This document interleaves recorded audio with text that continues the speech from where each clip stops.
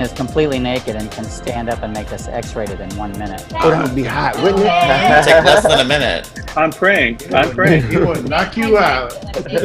I didn't know that the Wicked Witch of the West was going to be showing up tonight at Gay Town Hall. Who said that? I did. Listen, bitch. We already said you're Glenda. Athena, you look like a good bitch, okay? I'm a good bitch or a bad bitch? Well, good evening, America, and welcome to the most diverse conversation in the LGBTQ world. Tonight, on the eve of the most important election of our lifetime, we explore what's at stake. Also tonight, it's International Pronoun Day, and we wonder if pronouns are even important. Finally, politics are dividing our family and friends. Tonight, we ask, how does the LGBTQ community ever heal from what we've experienced? In just one more sentence tonight, we are going to celebrate the 45th anniversary of Rocky Horror Picture Show. As if you can believe it, Mayor Pete and Elizabeth Warren dance by encouraging you to time warp again by taking just a jump to the left. We explore your hookups and wonder, would you have casual sex with someone who didn't vote? And finally, have you ever wondered what homophobia with a side of Christian shaming tastes like? When it comes to Chick-fil-A, we will find out tonight. So now something totally unique. An interactive platform for LGBTQ conversation with interesting individuals from our community. These topics and your ability to participate. And we have found something totally new, and it's all live for Thursday, October 29th, 2020. Next on Gay Town Hall. Yay, us! Happy Halloween. Well, let's get this show on the road. Start your watch parties. This is the Gay Christmas episode, baby. Ty and John have never looked so pretty. Oh, thank you. I just had my hair did. Sorry.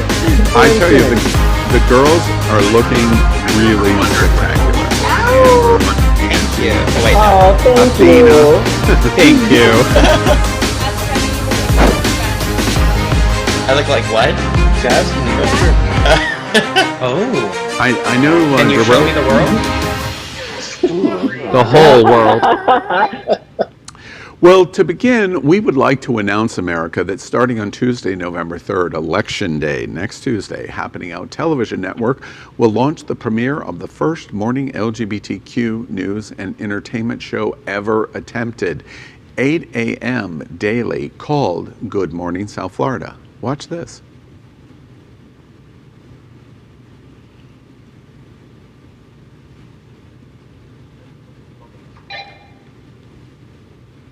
Great. That was hot. Well, I think we're having some technical difficulties, so I'm going to move on because I had a lot That's that what I made want to us hear sweat. about tonight. America, before we introduce our host, I would just like to remind you that this show is aired live and anything can happen, and it frequently does, and I think we just proved it. There are so many moving pieces. Let's see if we can get it right this evening. It's going to be exciting. I'm your moderator, and by the way, America's referee, Al Ferguson.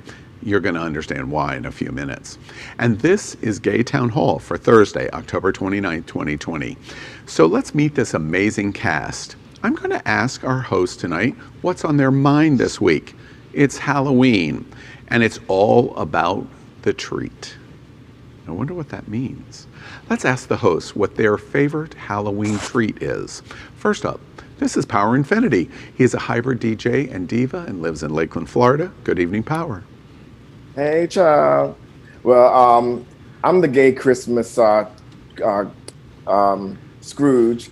You know, I don't really give a damn about Halloween. So anybody pulls up to my house this Halloween, they gonna get Biden-Harris stickers. That's what they gonna get this Halloween. Better than some stickers. Next up is Randy Boo. He's an Asian pop star who has literally just woke up 15 minutes ago from Hollywood, California. Good evening, Randy.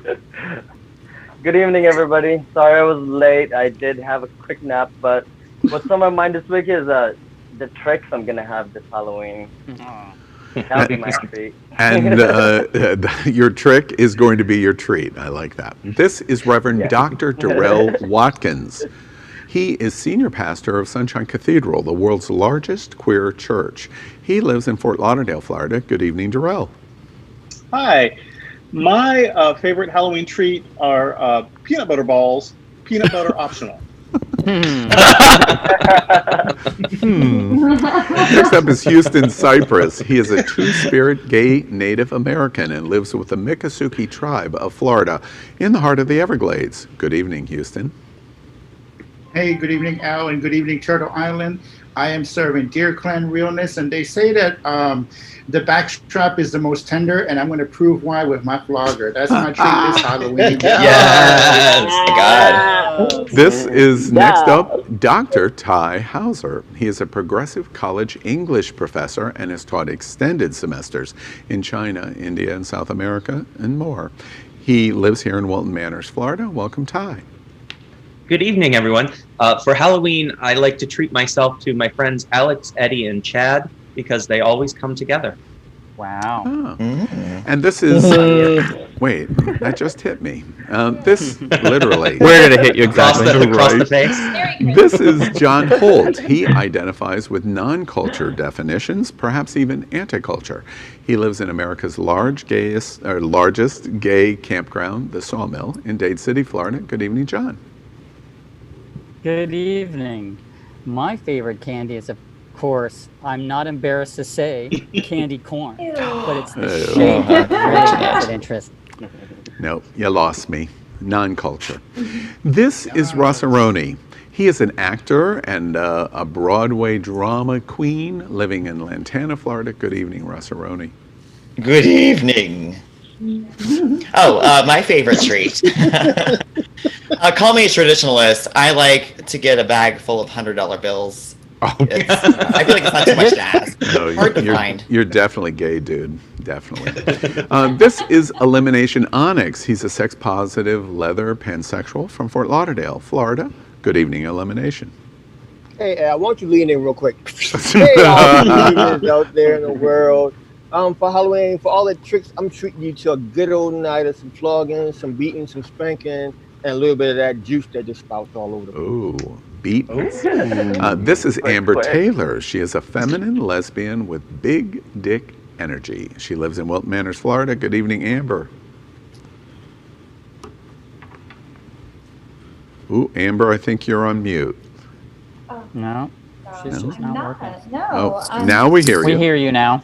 Okay, so this big dick energy, of course, loves the tricks. So for all you ladies that are out there in some latex boots, walking through the party, standing up all night, dressed as a sexy mail-in ballot, or a teacher, or a maid, or a nurse, I salute you. I'm watching you, and I see you. Happy Halloween. Happy Halloween. And next up is Angie Oz. She is a poly, non-binary queen, animal rights activist, a marketing specialist, a film creative, social activist with some psychic tendencies. She lives in President Trump's home county of Palm Beach. Good evening, Angie.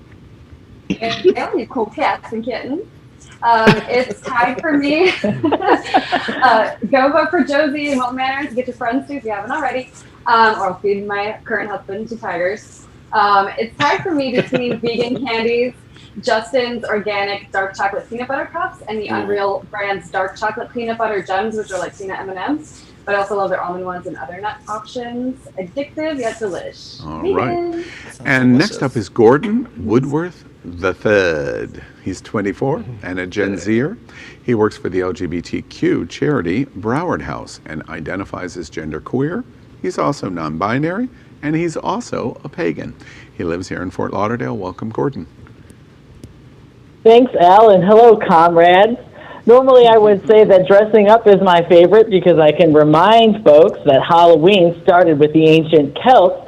But this year, my favorite treat has to be voting Donald Trump and the Republican Senate out of office. Yes.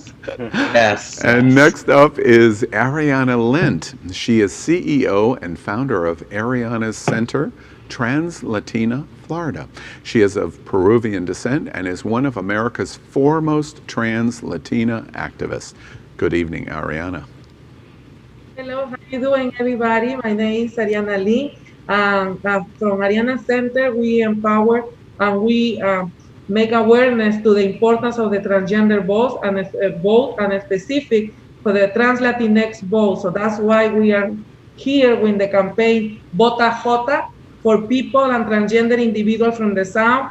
Get awareness and go vote. And my favorite candy is chocolate. Chocolate. All right. And next up is Tony Lima. He is Chief Operating Officer of Ariana Center. He is known for living and loving in South Florida. I still want to know what the loving part of that is.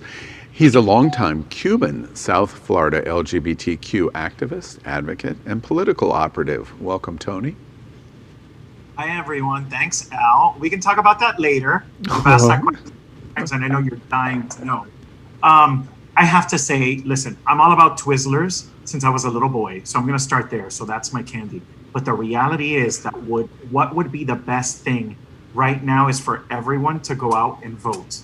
If we all go out and vote, if we all have our voices heard, we can change everything that we don't like and can no longer tolerate about this current administration. So that's my trick and my treat. All right. Go vote so that your voice is heard. And next up is Todd Delmay. He is president of the Hollywood LGBTQ Council. He is a TEDx speaker and is also part of the first gay couple to legally marry in the state of Florida after the Supreme Court ruling in 2015, as well as was invited by the White House to attend President Barack Obama's State of the Union speech. Good evening, Todd. Good evening. So my favorite treat at Halloween is carving my pumpkin with my son, roasting them, and it's the best treat because everybody loves spilled seed. Ooh, all right. Okay. And this is Jeff Olivero, a founding member of the Hollywood LGBTQ Council. He is a vice president at SunTrust Investment Services, offering clients more than 20 years of financial services experience. He's also a certified financial planner, helping families and entrepreneurs, helping them reach their goals. Welcome, Jeff. Welcome, everyone. I also am dressed as didn't get the memo that there was a Halloween costume for this event. So my favorite candy would definitely be Skittles because I want to taste the rainbow, and hopefully the rainbow will ride us right into that blue wave. So let's keep the vote going and change this administration. And last, and certainly least, is Athena Dion. She is one of South Florida's brightest and most beloved drag performance entertainers. She is Miami's very own Greek goddess and has dual hosting duties at the famous R House Wynwood here in South Florida and summers headlining at Jackie O Resort in Mykonos, Greece. Good evening, Athena. Well, hello, everybody. I'm super excited to be here for my first ever town hall get-together. To be honest, I'm going to sound like a big pig right now, but I'm excited about all the pecan pies, pumpkin pies, and all the pies we're going to get to eat this holiday season. And I also heard a Liberations answer, and I really want to try his Milky Way, if I'm being honest. So, yeah. All right, America. I thought it was more about cream pie. That's the cat. I got you, Stop baby. you nodding, elimination. Don't say, you look like a rooster there going, mm-hmm. You let him nod, honey. You let him nod. Let it happen. All right. All right. Let's dive right into Gay Town Hall. This week, all of the shows at Happening Out Television Network have focused on the LGBTQ Get Out the Vote issues for the election of our lifetime. We have asked dozens of the most important LGBTQ activists in America to speak about what we are watching. Here's just one example. Watch this. We rise up together against division and the forces of hate in this country. An attack on one of us is an attack on all of us. We show up.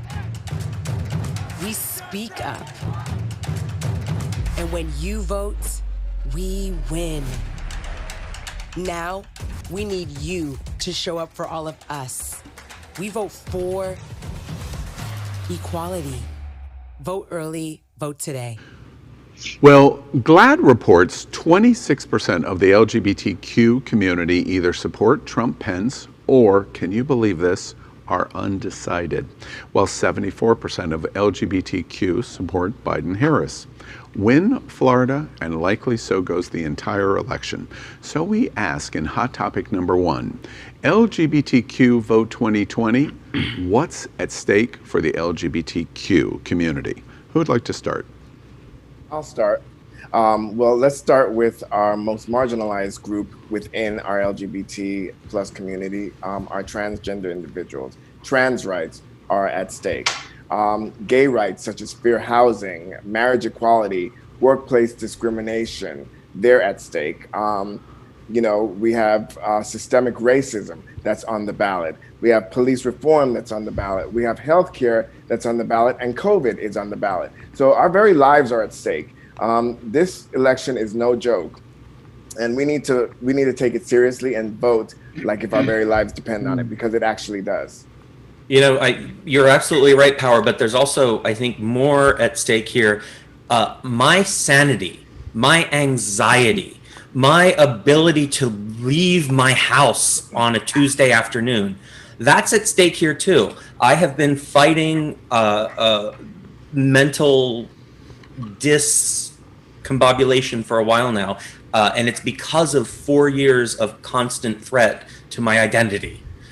So my sanity is on the line.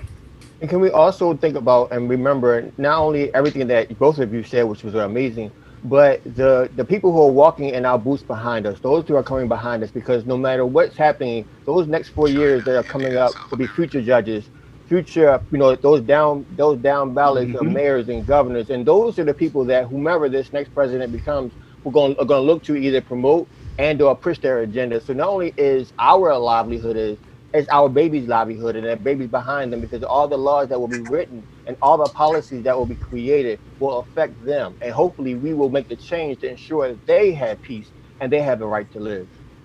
I would also like to highlight the fact that what's at stake is the continued rollback of environmental protections that we have seen under this administration. They've rolled back incredible protections for endangered species. They've threatened indigenous communities who are the caretakers of this land.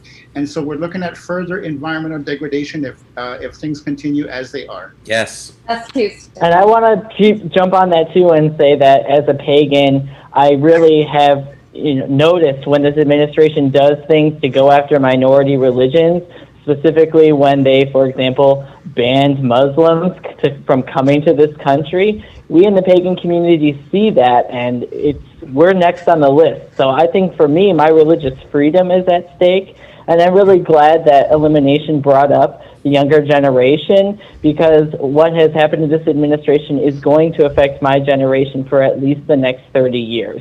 With getting Amy Coney Barrett on the Supreme Court and having a very clear super majority on the conservative side in that court, it's going to affect my civil rights pretty much for the rest of my life. And Joe Biden and his campaign announced today that within their first 100 days, they want to pass the Equality Act. And I think that's really, we have a chance here that we could stop all of this. And I also want to reiterate that even if we don't win the White House, we have to at least win the Senate and control our legislature. At the very least, we need to stop the bleeding. Everything is at stake in this election. Honestly, Everything. I hope they all win, and I hope that we stack the courts with all of the Democratic justices, just as the Republicans have been total hypocrites on this. They elected Amy. She's in there. I mean, this is done for life now. So now we have to figure out how to navigate the rest of the Supreme Court once these other justices start to pass away. And we need it. We need the vote right now. We need the power, guys. I agree with everything everybody has said this whole meeting. The Hollywood LGBTQ Council was really designed to get people close to home, to know what their local issues are and local candidates. And I've been working on some just local city candidates.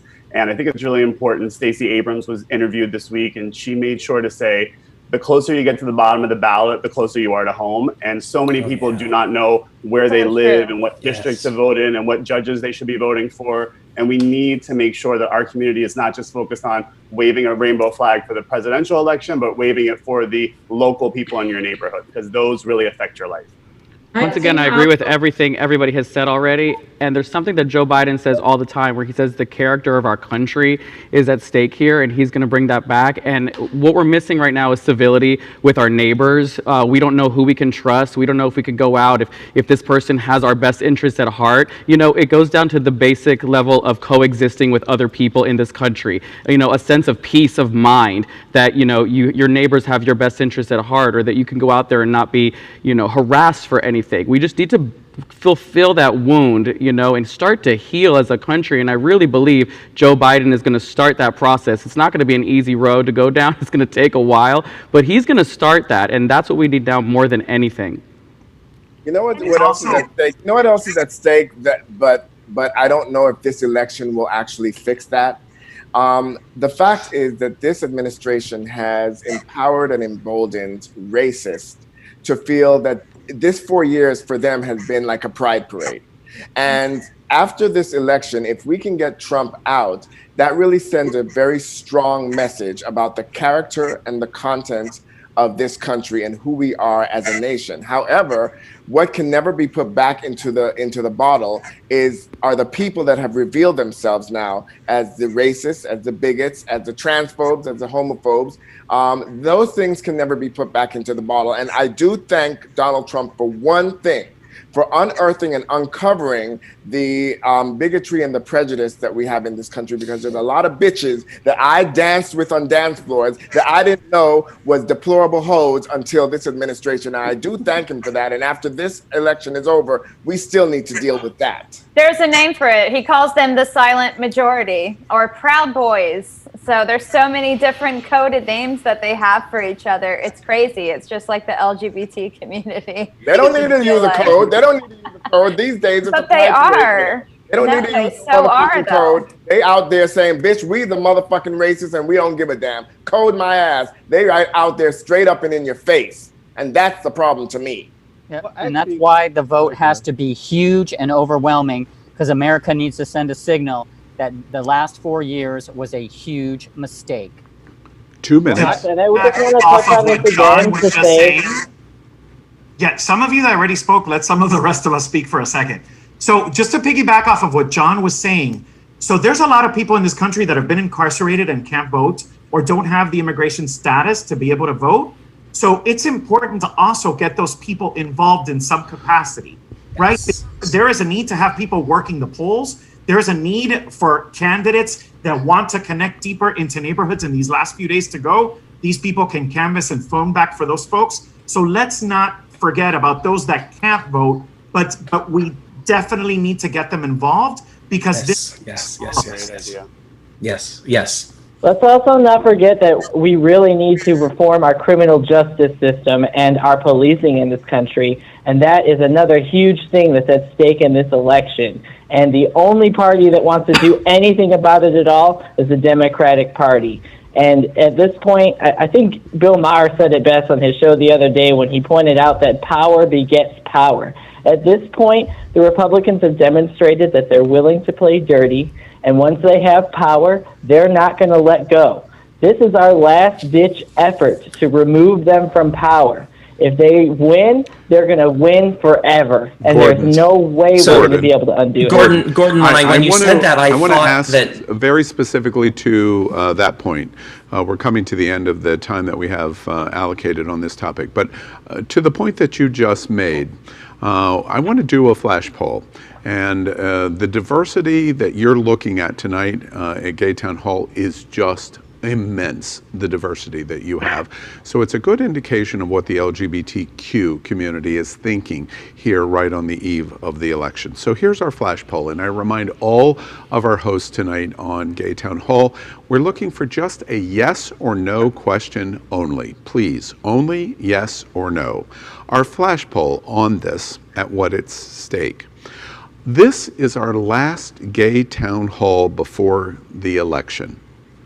Are we going to win? Yes or no? Power? Yes. Randy? Definitely yes. Darrell? Yes. Houston, Yes. Ty, Yes. John, Yes. Rossaroni, Yes. elimination, Yes.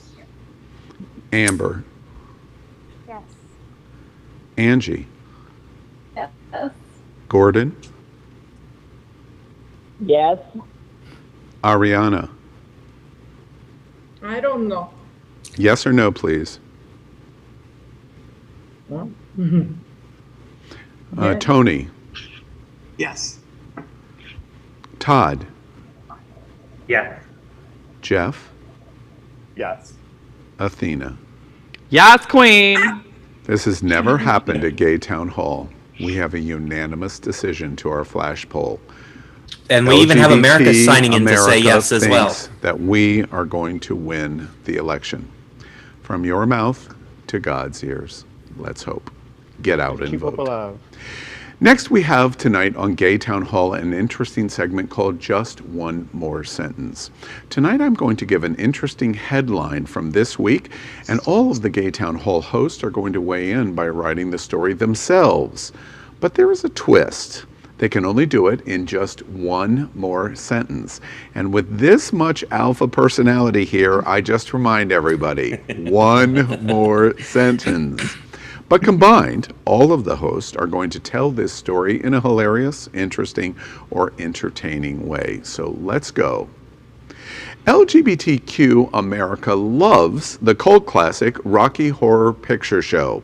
But this week, Rocky took an entire new meaning when they advised it's time warp again. So let's write the story in just one more sentence. Headline: it's the 45th anniversary of the Rocky Horror Picture Show, and Mayor Pete and Elizabeth Warren and dozens of celebrities dance, encouraging you to time warp again by taking a jump to the left. Power?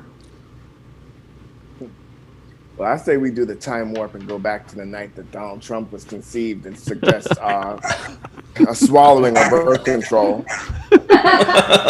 Randy? I've been trying to take steps to the left and it's nothing's warping. Darrell? We need to take a jump to the left because I'm sick of the time warp we've been in. Houston? Time warp to success, baby. And Ty? I would like to encourage all my fellow hosts tonight to shout asshole every time Al's face comes on the screen. John? What? So, do any of you guys know how to Madison? Oh my. Rossaroni? I say we do the time warp again, and then we all fuck each other. Ooh. Yes. Elimination? Freaky Human is doing freaky fabulous things to freak the vote. Amber? Mayor Pete for President 2024. Angie? How many sexy people can they fit into one music video? They're the more sexy. Emphasizing it's just a jump to the left and so on. I loved growing up with Tenacious D, so this is tantalizing. Gordon? I hope that we do jump to the left, but even if we do win this election, we'll have to deal with everybody who still lives here and is still racist. If we get rid of Trump and don't deal with that, all we will have done is remove the cause, but not the symptom. Oh my. Ariana? Let's jump in the left, but just remember, transgender people and transgender rights always I'm behind. So if we have in the left, maybe we have a more opportunity. So that's why. Tony? We just all need to jump to the left and stay left. Stay in the left. Todd? We need to jump to the left into a time in which we can be proud and not be afraid of letting our kids watch the President of the United States. And Jeff? Tell me about it. I'm going to say that I could go with less shirt on Mayor Pete and more on Jack Black. There is truth to this observation. Wardrobe for that. And finally, Athena? Let's make America gay again. All right. Well, the Happening Out Television Network. Sorry, the Happening Out Television Network tonight, Gay Town Hall, is broadcasting on our permanent set in partnership with the Sunshine Cathedral, the world's largest queer church here in Fort Lauderdale, Wilton Manors, Florida. We joke, this is the gayest place on planet Earth, and look around at this picture of these people, especially Athena Dion, and you know it's true. Our support of their Sunday celebration is the largest LGBTQ religious broadcast in the world. Every Sunday at 10:30 a.m. Eastern, and it's completely live. We encourage you to tune in. Sunshine Cathedral is my queer church. Watch this.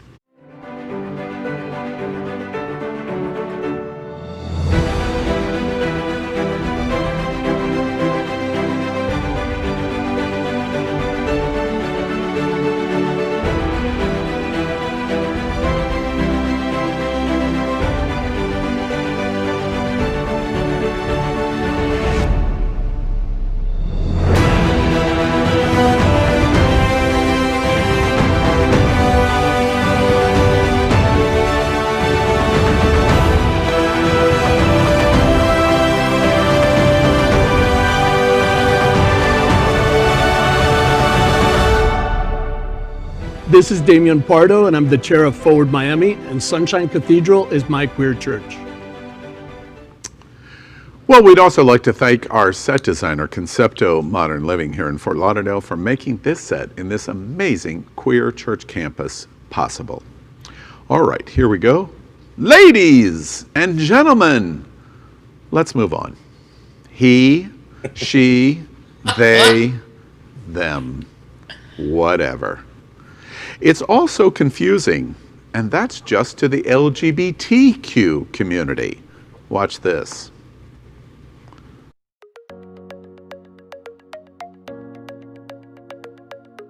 Why do I have to share my pronouns? Aren't mine obvious?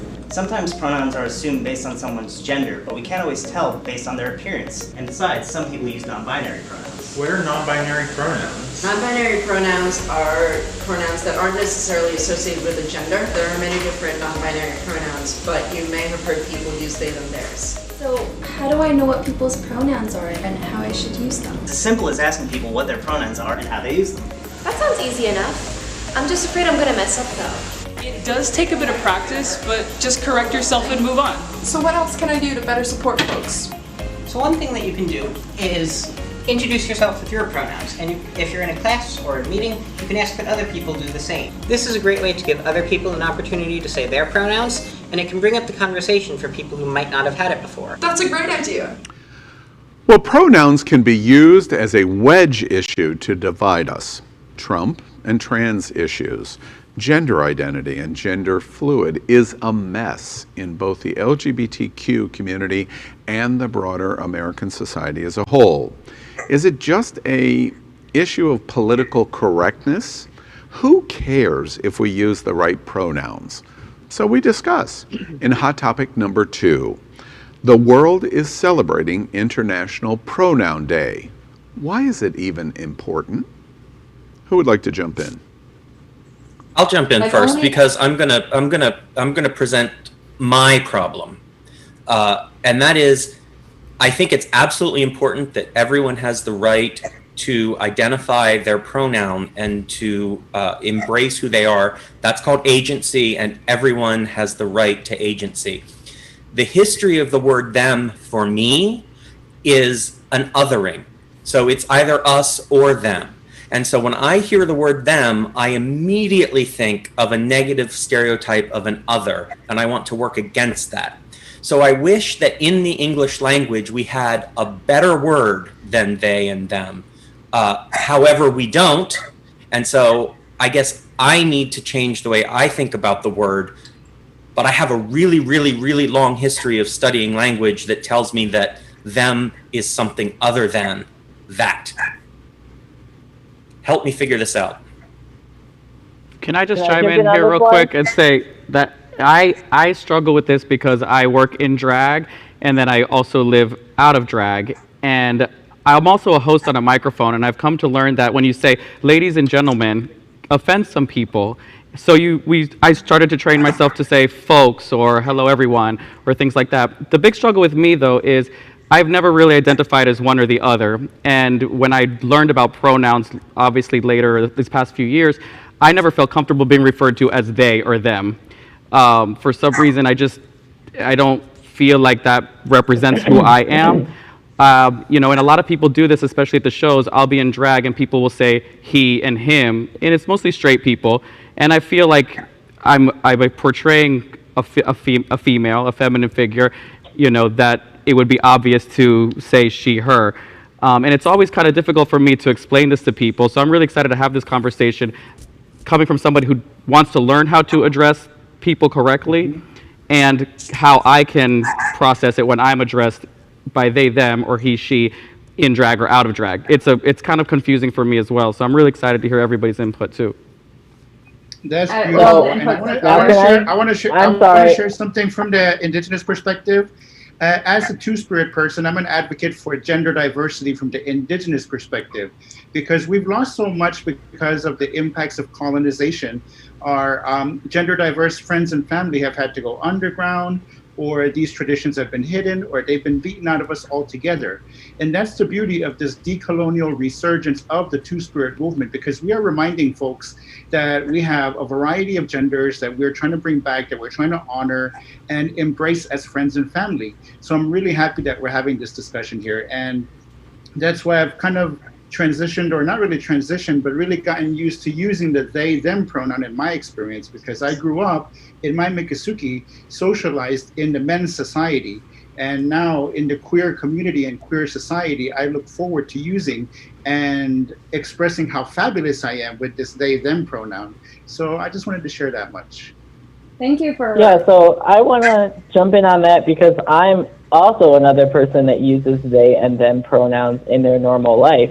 And I think that as a person who is non-binary, or I'm genderqueer, but non-binary, gender fluid, however you want to call me, I don't care. But I do use they, them pronouns because one of the things I want to point out is that the reason we have such a binary in our language is because for the longest time we conflated our gender with our sexuality. And in our society, we had for the longest time decided that there was a binary in our sexuality. If you were a man, you were supposed to be sexually involved with women and vice versa. And we know that that's not the case. And we've only been doing this type of thing for about the last 1,500 years. It's not something that we did really before, you know, Rome decided they wanted to be Christian and make everybody else Christian, but that's a whole other conversation. But I am really glad that we're having this conversation, and the point of all this is it's confusing to people because we haven't figured out how to deal with this yet. Our language is lacking. We don't have, you know, just like Ty said, they is the closest thing we have, and it makes sense linguistically because if you don't know the gender of a person when you're speaking about them, you use they and them. So it applies to a singular person. However, it's just for everybody, I just really hope that you have an open mind, because the reason why we're having this conversation is because we're all still trying to figure it out. I would like to also add though that they, I'm sorry. I just want to say, okay, thank you so much. Thank you for all the valuable shares so far. And here's another perspective. Like, only anything and everything in life, everything is neutral and everything is on a spectrum, literally everything. I don't have a particular pronoun and couldn't possibly care less what pronoun is used for or referred to in regards to me. Call me by name, call me anything, baby, because I like it. And according to the Pronouns Organization, International Pronouns Day seeks to make respecting, sharing, and educating about personal pronouns a commonplace. Referring to people by the pronouns they determine for themselves is basic to human dignity.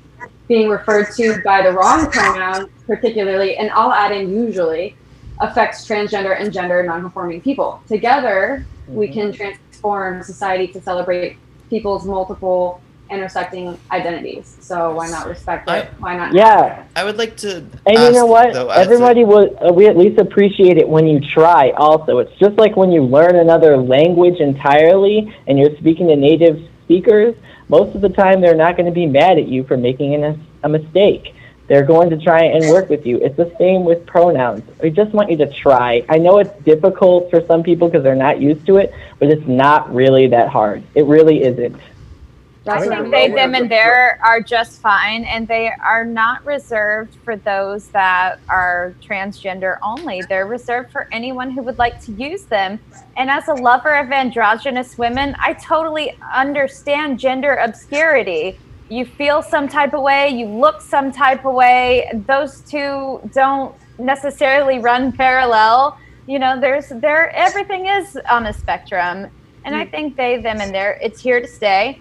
It's not going anywhere unless we can come up with some other word, which is fine. I think that language should evolve and come up with a word eventually. But I think for now, this is fine. And people need to understand this identity.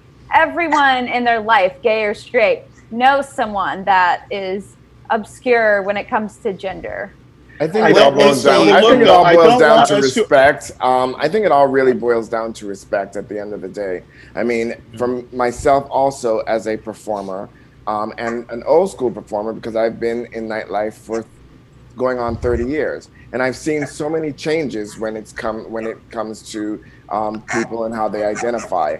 But it's funny that whether new or whether old, gender fluidity is not an old thing. It is actually something it's not a new thing. It's something that has been around for quite some time. I mean, my persona, unlike Athena's, is more androgynous. So when people call me he or she as power when I'm dressed, it doesn't really matter to me because my persona combines both genders.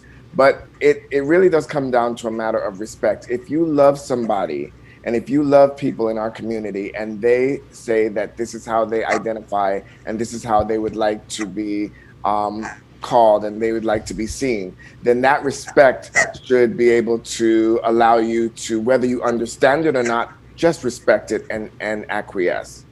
I would like to feel know. like it should be understood on both sides because sometimes when I'm out in the club scene, I would notice that people are 2 minutes. If someone calls someone a gender or a certain way or a certain one that they didn't like, they would get upset and they would cause a big scene. It's like if someone misgendered you by accident, I feel like you should at least be accommodating and actually understand that maybe the person didn't know.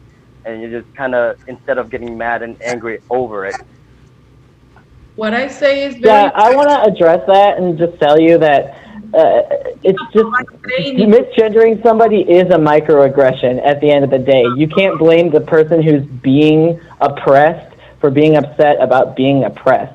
So I would caution you on that. And I'm one of those people that I don't get mad about it, but I'm not speaking for everybody in the community. I think Power is right when he says that it's a respect thing. It really is. Asking me if I'm a man or a woman is like asking an Asian person, are you black or are you white? There's no correct answer in that point. Can we let Ariana speak for a minute? Yeah. She was trying to get something Someone in. let Ariana speak, please. Yes, that's what happened when it happened the whole gay town. A lot of people talking about transgender issues or pronouns, but they don't let the transgender people talk. So it's very important, I think, as a community, I'm transgender. As an organization, provide cultural competence training to other agencies because it's different to any gay change my pronouns to when I go to a police or when I go to a government office, people, they don't respect the pronouns or they don't. So I think it's education a lot and I think when somebody has to talk when the vulnerable communities as the transgender, it's very important to know all the feelings of the transgender community specifically. What is the, I would like to know, well, first of all, I totally support everything concerning, like, whatever you want to identify, you are your own art piece.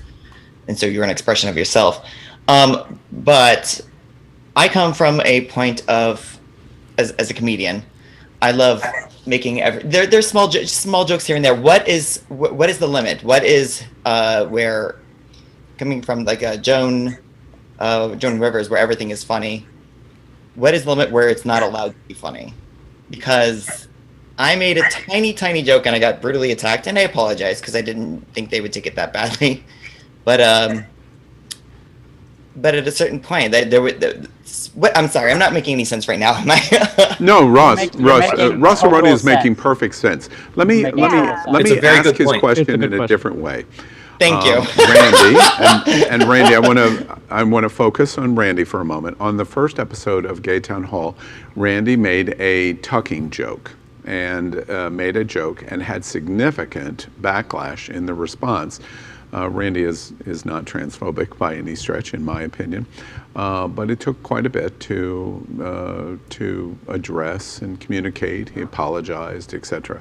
Ross Aroni's question is, can we have a sense of humor in terms of pursuing our use of pronouns without it being constantly offensive? Maybe we can. Thanks, Al. That's his question. Well, the simple thing is this, and as a two-spirited person as well, if I say that's who I am, then you should respect that. If you don't want me to call you Ted every time I see you, then you should recognize who I am and respect that enough to say you were using he and they, and that's it. If you do not want me to mispronounce your name every time I see you, then recognize my pronouns. Let me take space, recognize me as the person that I am, recognize me as that human.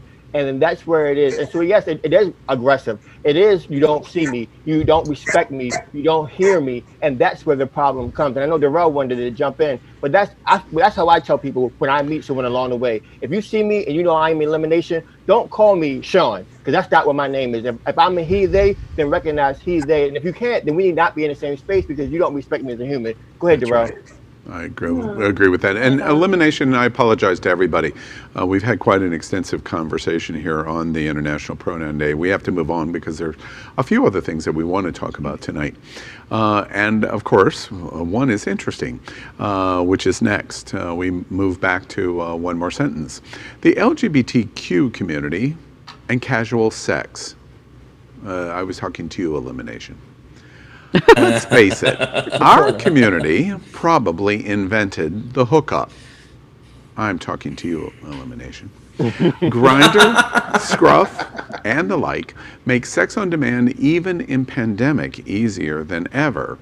But what happens when somebody commits an unforgivable sin that gets in the way of even casual sex? So let's write the story tonight in just one more sentence. Appropriate this week. Headline: would you ever hook up with someone who doesn't vote? Power. Is a pig pussy pork? I love how Jean-Luc is clutching his pearls. Randy? The government is not going to get in the way of my sex life. Darrell? Andy Boo.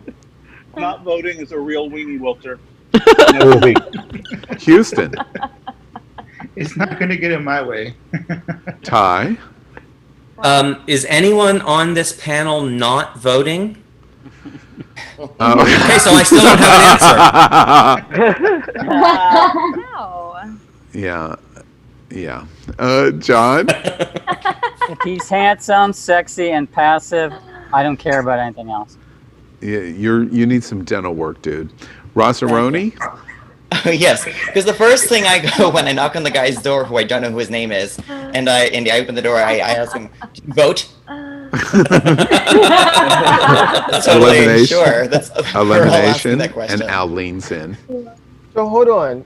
Do y'all really have conversations for a hookup? I thought you just ass up. I mean, that's what Cole was saying, right?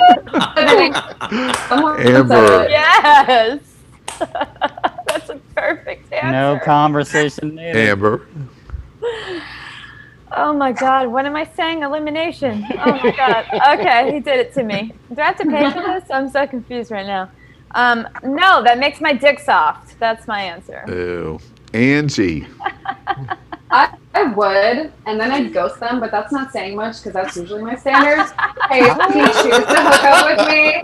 Yes. If you choose to hook up with me, you're a responsible adult capable of making your own choices, and I trust you have a hold on your own judgment. So that's your risk you're taking. That's Hashtag right. love, baby. Free love. Gordon? Just because I'm having sex with you doesn't mean I respect you. To have sex with me, all you need is a big dick, some condoms, and plenty of poppers. Ooh. Respect in the bedroom. Amber's got you covered. I've got jokes. Yeah, I've got here I jokes. come, boo. I'm coming Ariana? over. Ariana? Well, I'm always asked if they vote, and if they don't have a vote, I help them to register to vote because I have my laptop. Right. And Tony? For a hookup, doesn't really matter. But if I'm in a someone, they better be a responsible citizen and they better be voting. Yeah. And Todd? I am a happily married man, and he knows better. Ooh. Jeff? Ellen Todd. Ellen.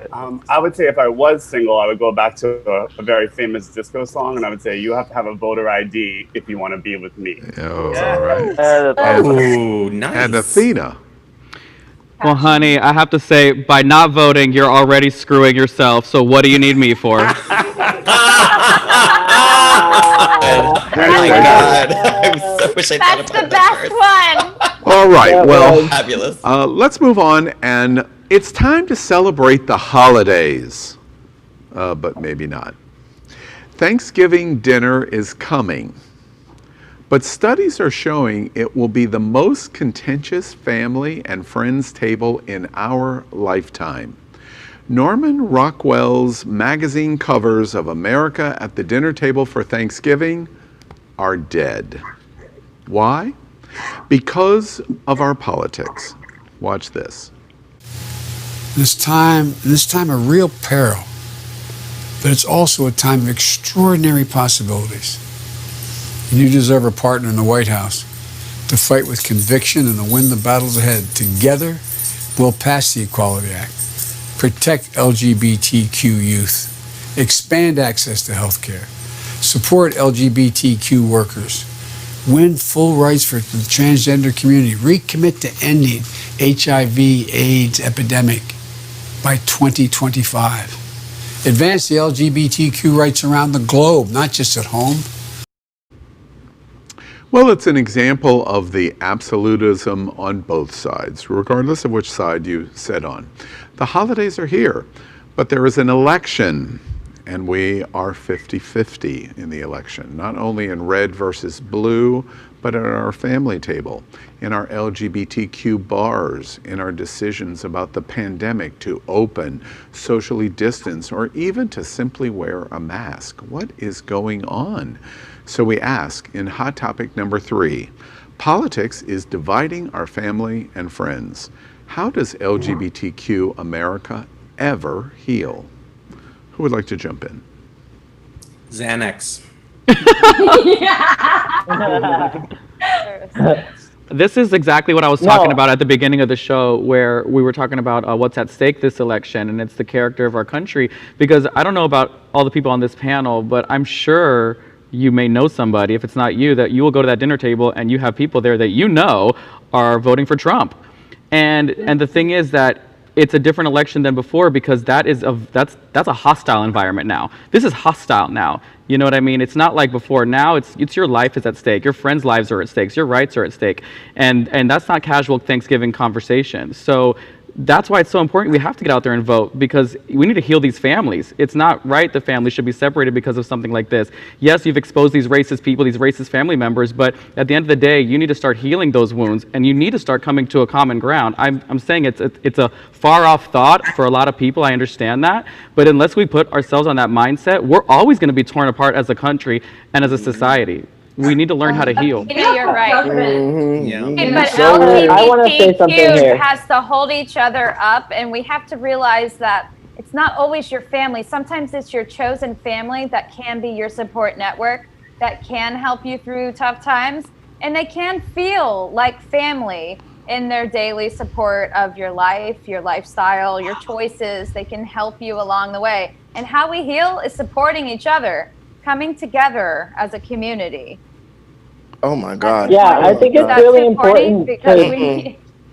No, so I want to touch on this. No. I really want to touch on this because I think that part of the reason why we're so divided is that everybody lives in a bubble, and especially now with social media, you can unfriend the people who you don't want to hear from, and we all are in a very, very tight bubble, and the only way out of the woods with this is to pop all those bubbles, and we have to be able to talk to people that don't agree with us.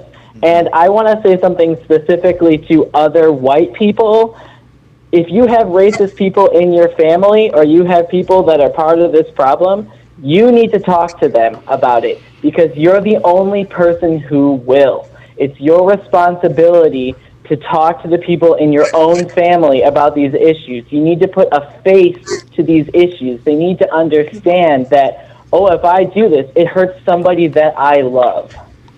Okay, So, well, Gordon, let me just say that let me just state very strongly and resolutely and passionately, I probably am going to be the only bitch that disagrees with most of y'all, but I just a motherfucking agree. Okay, I don't have to. Now, I can say that I'm lucky enough that I do not have this issue with my family because thank God everybody in my family is anti-Trump.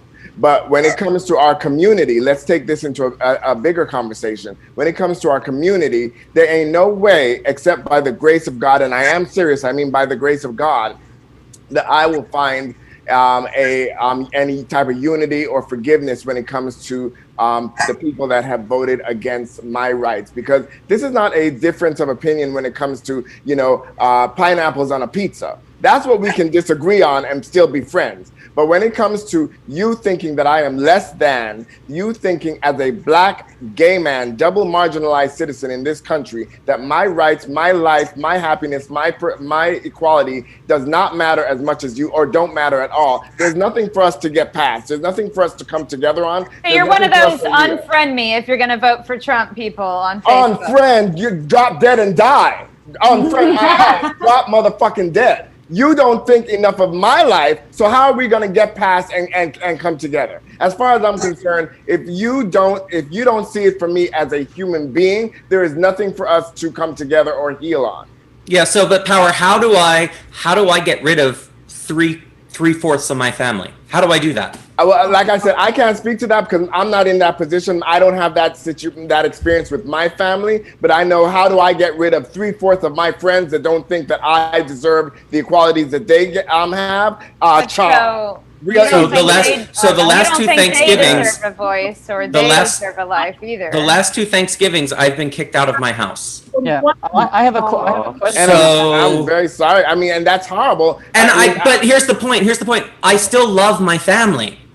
I also understand that they don't understand. Right. Okay. Well, you guys noticed that I took this conversation into a wider scope when I said the LGBT community. I said I cannot speak to family because I don't have that experience. Well, but let me ask you, speaking. May I put in front of all of you? Wait, let me ask one question here. Girl, you got to jump in. Hey, don't stop asking people to let you talk. You got to jump in where you get it. I want to ask Power one question. What happens if someone is voting for Trump? They're not racist, but they're voting for Trump for another reason. Is that even in your? I don't believe because I don't believe in that because I believe I don't. First of all, for you to say that you're voting for Trump but you're not racist, to me sounds like you saying you support Hitler but you like the Jews. It doesn't make sense.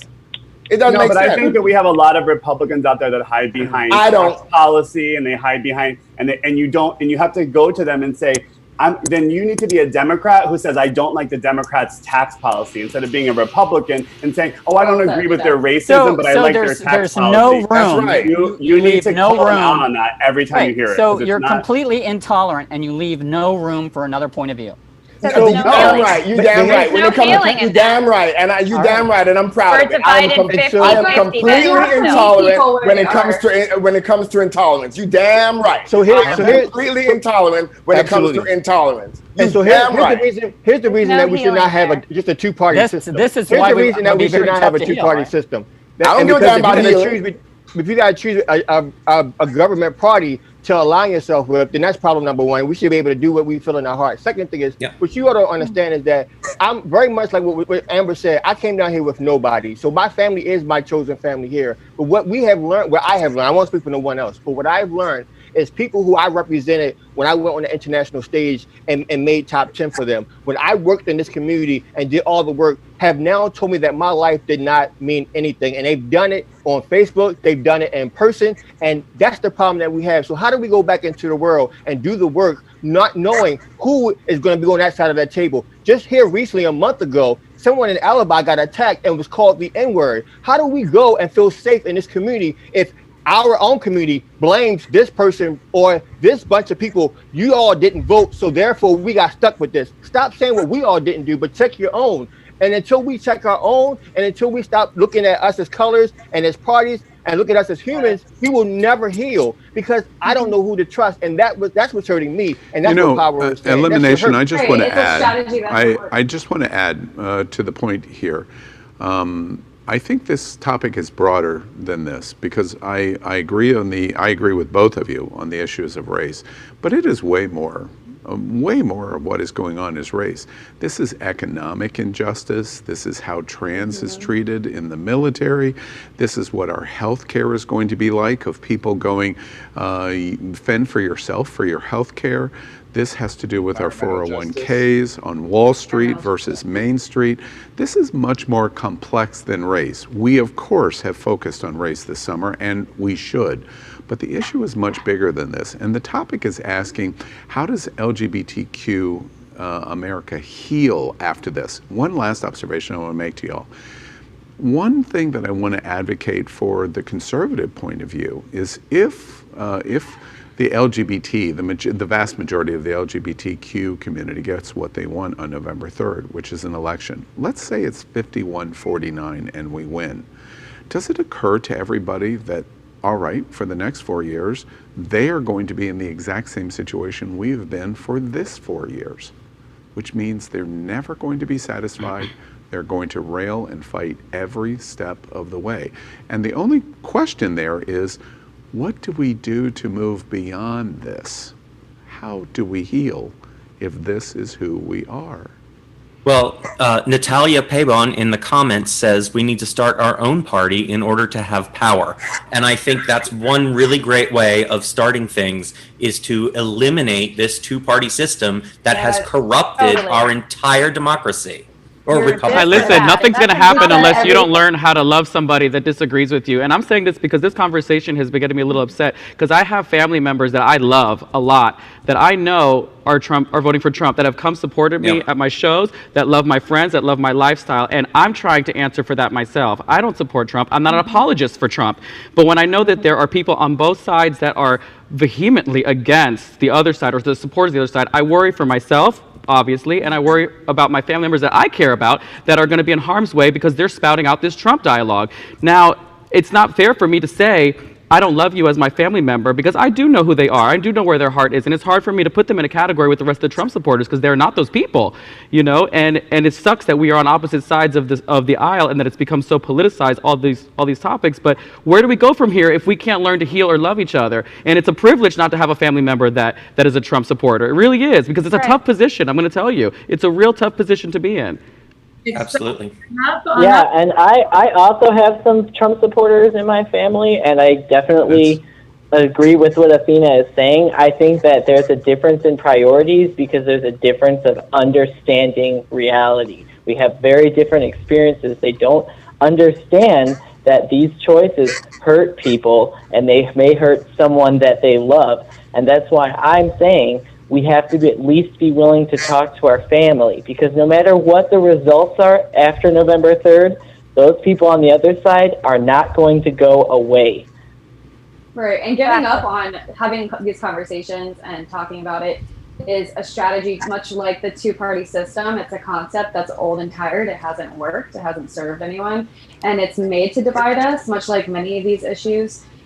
social issues that we've seen this past year, especially. And much like animal rights, I mean, you have to meet people where they're at their level of consciousness. Just completely, I agree with a little bit of something, if not everything, that everyone has shared so far on this topic. And like, we get to have these conversations and talk about it, because then nothing will change. Global warming will continue to happen, for example. Division between people of color and, people that don't believe in those rights and animal rights, for example, it's going to continue to happen. We have to meet people where they're at, and not talking about it or completely shunning them entirely doesn't solve anything. Angie, I want to, I apologize, but I'm going to piggyback on Angie, because I do want to do, in closing up this topic, obviously, there's a lot for us to say. We've got to come back to this. This is our last show before the election, but we've got to come back to this, because I think all of our mental health is at stake. That's what, as I was listening to all of you, I was thinking, wow, I can feel the hurt and the pain and the disappointment, etc. In that vein, let's do a quick flash poll. I'm curious what LGBTQ America thinks. Please, again, our rule on our flash poll, only a yes or no, please. The question is, in 2020, I have lost family and friends because of the divisive world we are living in. Yes or no? Power? Yes, not family, but friends. It could be either. Randy? Yes. Darrell? Yes. Houston? Yes. Ty? No. John? Yes. Rossaroni? No. Elimination? Yes. Amber? Yes or no? Please say out loud. I said yes. I didn't hear you. Angie? No. Gordon? Yes. Ariana? And I can't hear Ariana. Tony? Yes. Todd? Yes. And Jeff? Yes. And Athena? No. All right, well, very significant. Have said we've lost family and friends, and Thanksgiving and Christmas is coming. Hopefully next week, one of the first things we'll begin to look at is how does LGBTQ America begin to heal? I don't think we're clear on that yet. Let's move into just one more sentence. Why doesn't Chick-fil-A love us? I don't understand. The LGBTQ community just wants to eat their chicken sandwiches. We don't have to have sex with you in the drive-thru, so as a result, you reject us. And that's why we cheered Popeyes when they gave us a rainbow embrace chicken sandwich of their own. This week, our fag hag, Wendy, ever heard of her? She's introducing her own chicken sandwich and giving it to us for free for 2 weeks to try it. But we still want our damn Chick-fil-A sandwich. Watch this. Never in my life have had Chick-fil-A, but I've always wondered, what does homophobia taste like? Today's the day! I don't think they're ready for all this queerness. Yes, can I get a chicken sandwich with a side of homophobia and Christian guilt? They wanted my name. If evangelicals come to my door, they found the wrong one. Not today, not ever. To my LGBTQ family, I'm sorry. I have to give it a whirl. This is purely scientific. I feel as if I'm about to be hate crimed. For full scientific purposes, I got the Chick-fil-A sauce with waffle fries and a number 2 spicy chicken sandwich. Oh, now we're tailgating. In the parking lot. I'm not gonna lie, this Chick-fil-A sauce slaps. Now the sandwich.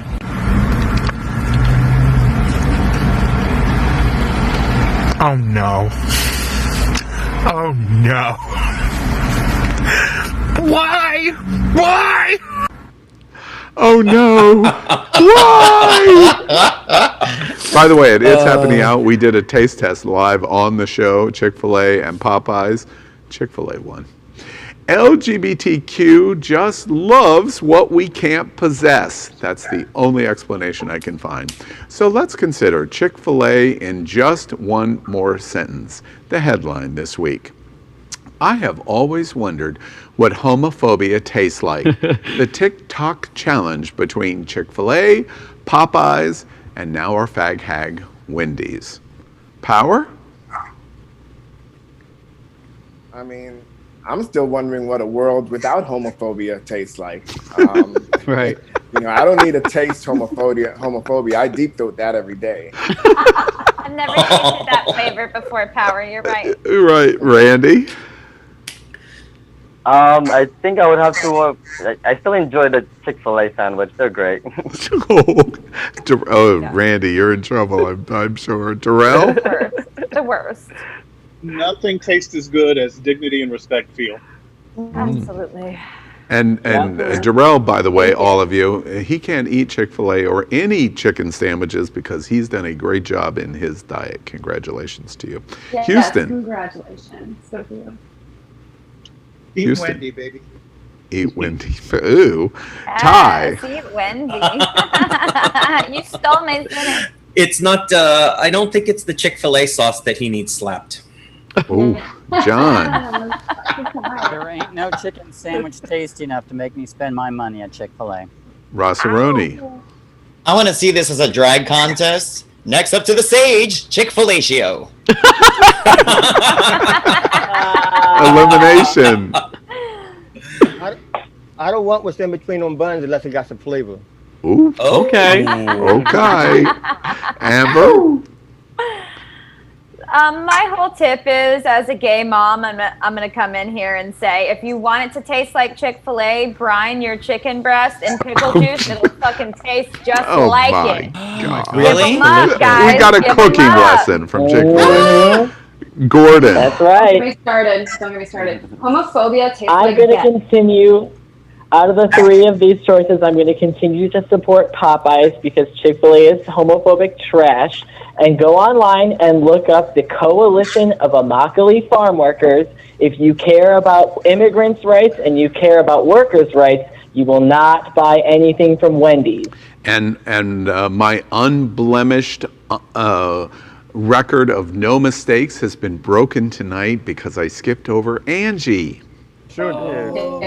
That's because I'm gonna say a run-on sentence. Homophobia tastes like death. Literally, so like cigarette smoking. I can't believe people still consume animal products. Like, take the vegan challenge already and save yourself, your health, the voiceless animals, and our planet already. Please, damn, which death tastes better? I cannot, especially surrounding the government funding fast food franchise chains. Watch what the health people. I'm gonna feed you to tigers.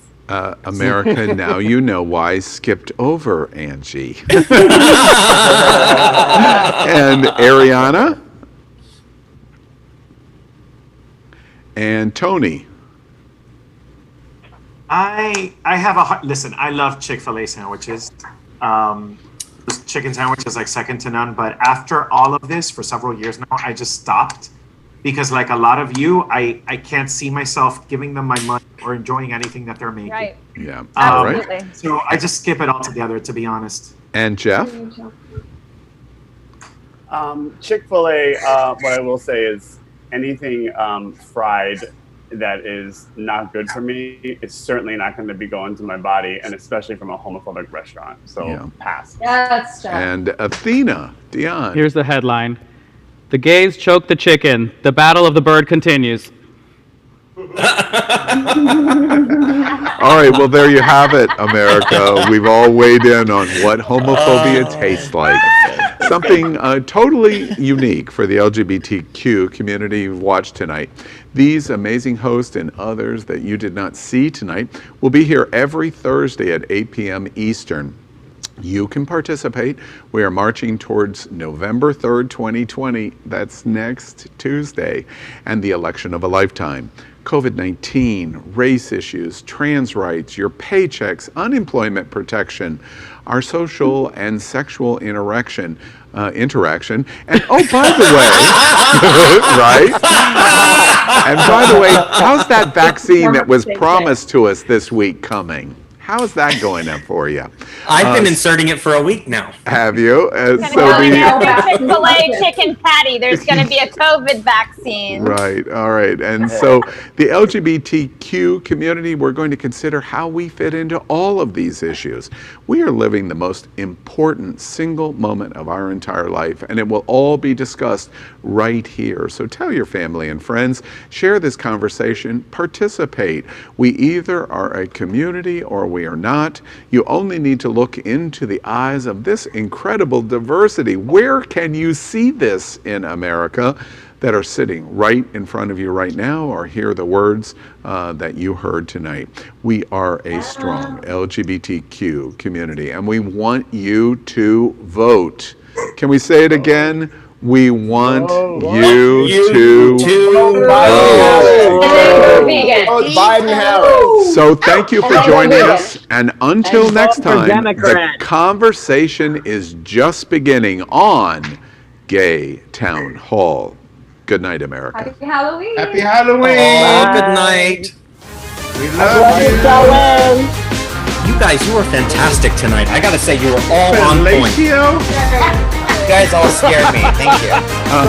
Amber did a cooking lesson. A cooking lesson. Yeah. Check what? Hey, Houston. Not choke the chicken. Did he skip you in that last one? What was he really thinking? I did. I skipped Angie. But I'm proud too. But I thought he skipped Houston, and I think you skipped Todd. Yeah. Oh, did I? Yeah. Okay. I thought I wasn't paying attention, and then I didn't say Todd first. Good night, everybody. Good